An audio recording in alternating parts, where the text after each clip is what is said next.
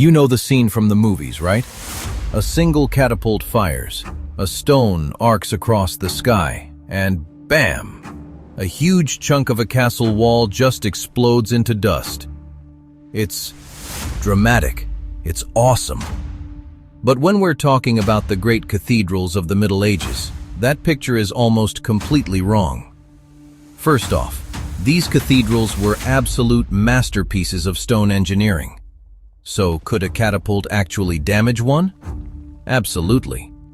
A big enough stone, hurled by a powerful trebuchet, could definitely punch a hole in a wall or shatter a buttress, especially after a few hits. But the idea that one shot would cause the whole thing to dramatically collapse, that's pure Hollywood. Now, siege engines were used for psychological terror. Sometimes they'd launch terrifying things over the walls, like diseased carcasses or just general filth, to demoralize the people inside. And sure, they might try to set fire to a wooden roof with incendiary projectiles. So if you couldn't just knock the walls down in one go, how did you take a city? Often it was a long, brutal waiting game. You could surround the city and starve it out.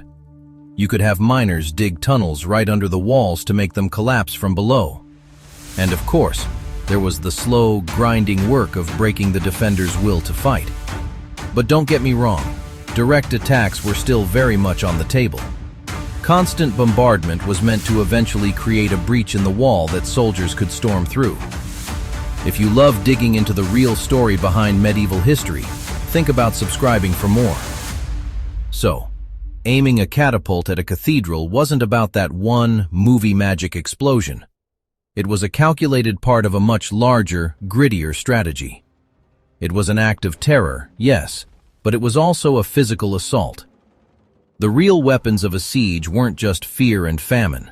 They were the relentless impact of stone on stone, the slow collapse of a wall, and the sheer exhaustion of the people defending it.